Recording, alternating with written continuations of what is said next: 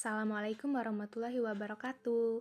Pada pertemuan kali ini kita akan belajar tentang keberagaman suku, agama, ras, dan antar golongan dalam bingkai Bhinneka Tunggal Ika. Materi pertama adalah faktor penyebab keberagaman masyarakat Indonesia. Indonesia adalah negara kepulauan yang memiliki keberagaman budaya, ras, agama, dan golongan. Sesuai dengan semboyan Bhinneka Tunggal Ika, yaitu walaupun berbeda-beda tetap satu jua. Keragaman yang ada di Indonesia adalah kekayaan dan keindahan bangsa Indonesia yang harus kita syukuri. Keberagaman adalah suatu kondisi dalam masyarakat yang terdapat banyak perbedaan dalam berbagai bidang.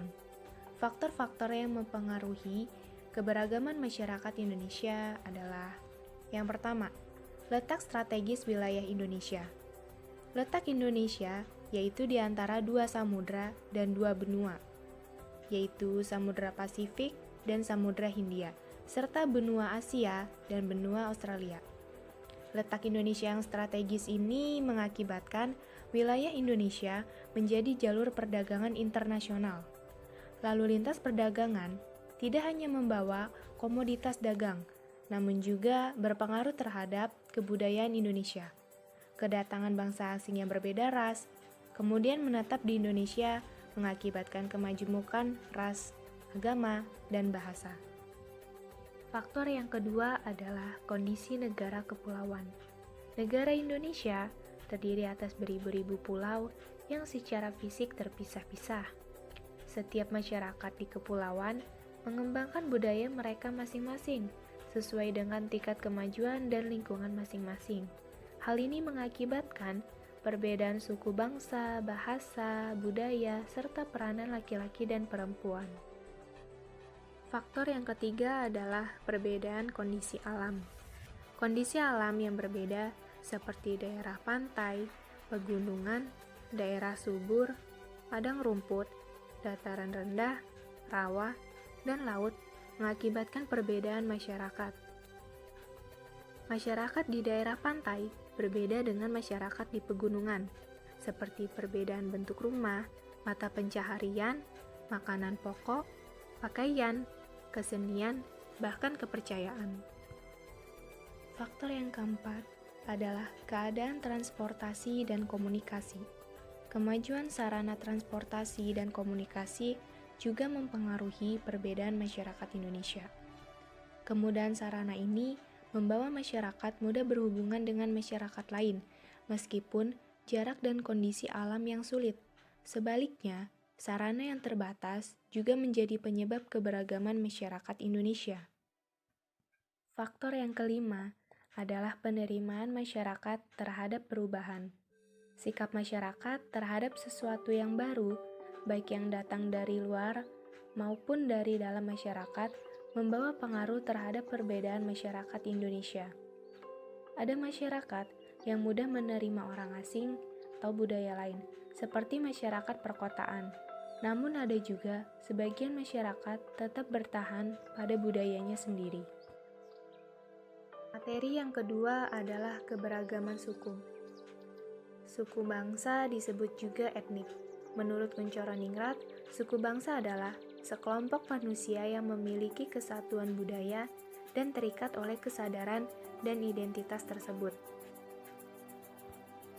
Menurut penelitian Badan Pusat Statistik yang dilaksanakan pada tahun 2010, di Indonesia terdapat 1.128 suku bangsa. Di Pulau Sumatera terdapat suku Aceh, Gayo Alas, Batak, Minangkabau, dan Melayu. Di Pulau Jawa terdapat suku Jawa, Sunda, Baduy, dan Samin. Sedangkan di Kalimantan terdapat suku Dayak. Di Sulawesi terdapat suku Bugis, Manado, Gorontalo, dan Makassar. Keberagaman suku bangsa dan budaya tidak menghalangi terwujudnya persatuan dan kesatuan bangsa. Hal itu akan terwujud apabila ada sikap toleran yang dimiliki oleh setiap warga negara. Mereka harus menyadari bahwa keberagaman suku bangsa dan budaya merupakan salah satu kekayaan bangsa yang menjadi dasar persatuan dan kesatuan. Materi yang ketiga adalah keberagaman agama dan kepercayaan. Kekayaan alam yang dimiliki bangsa Indonesia diperlukan oleh bangsa lain. Hal inilah yang membuat para pedagang dari bangsa-bangsa lain banyak berdatangan. Selain berdagang, mereka juga menyebarkan ajaran agama. Ajaran agama Hindu dan Buddha dibawa oleh bangsa India yang sudah lama berdagang dengan Indonesia. Sedangkan ajaran agama Islam dibawa oleh pedagang Gujarat dan Persia sekitar abad ke-13. Lalu kedatangan bangsa Eropa membawa ajaran agama Kristen dan Katolik, sedangkan pedagang dari Cina menganut agama Konghucu. Berbagai ajaran agama diterima oleh bangsa Indonesia karena masyarakat sudah mengenal kepercayaan seperti animisme dan dinamisme. Adanya keberagaman agama tidak boleh menjadi penghambat dalam pergaulan. Kita harus mengembangkan sikap toleran, hormat menghormati, dan bekerja sama antar pemeluk agama, serta kepercayaan yang berbeda-beda, sehingga terwujud kehidupan yang rukun. Materi yang keempat adalah keberagaman ras. Dalam Undang-Undang Nomor 40 Tahun 2008 tentang penghapusan diskriminasi ras dan etnis, menyebutkan bahwa ras adalah golongan bangsa berdasarkan ciri-ciri fisik dan garis keturunan.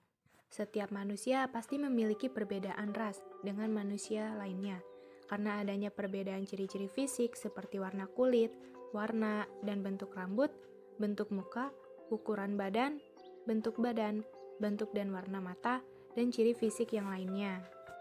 Dengan adanya keberagaman ras, setiap warga negara harus menjunjung tinggi rasa persaudaraan, kekerabatan, dan persahabatan sehingga terwujud perdamaian. Hal itu sesuai dengan sila kedua Pancasila yang berbunyi kemanusiaan yang adil dan beradab. Artinya, bangsa Indonesia menjunjung tinggi harkat dan martabat manusia tanpa membeda-bedakan ras.